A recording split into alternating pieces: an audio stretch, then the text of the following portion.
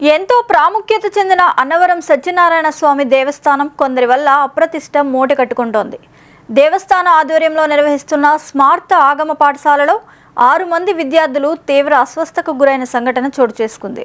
వెంటనే స్పందించిన వైద్య బృందం అక్కడే విద్యార్థులకు చికిత్స చేశారు. వైద్యం అందించిన వైద్యాధికారి విద్యార్థులకు డయేరియా వ్యాధి ఉన్నట్లు గుర్తించి తగిన చికిత్స అందిస్తున్నామని తెలిపారు.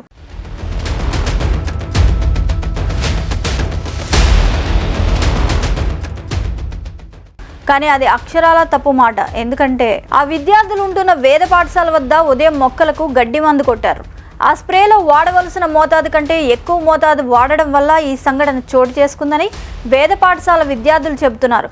కానీ దేవస్థానం ఉన్నతాధికారులు వైద్యాధికారులు డయేరియా వల్లనే అని నమ్మించే ప్రయత్నము చేస్తున్నారు. అయితే ఇదంతా మాజీ ఎమ్మెల్యే గారి తాలూకా అవుట్ సోర్సింగ్ ఉద్యోగి చేసిన నిర్వాహకాన్ని కప్పిపుచ్చేందుకే అని స్పష్టమవుతోంది. ఒక అవుట్ సోర్సింగ్ ఉద్యోగికి 4 పదుల జీతం ఎలా ఇస్తున్నారు?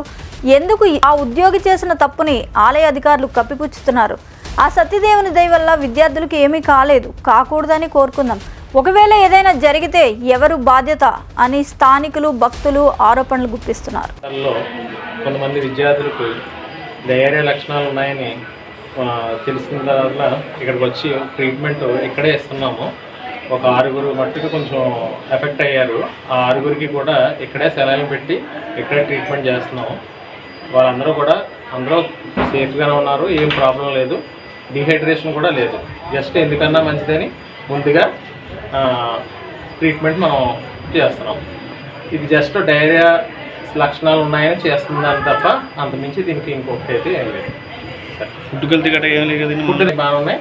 ముందుగా ఒక 6 ఎఫెక్ట్ అయ్యారు కాబట్టి వాళ్ళకి మనం ట్రీట్మెంట్ మనం పెట్టుకుంటున్నాం. అంటే ఇక్కడే ఉంచుతారా లేదా ఎక్కడికి తీసుకెళ్తారా? ఇక్కడే ఉంచుతామండి. అంటే ఇక్కడ మనకి ఇక్కడతో అయిపోతుంది.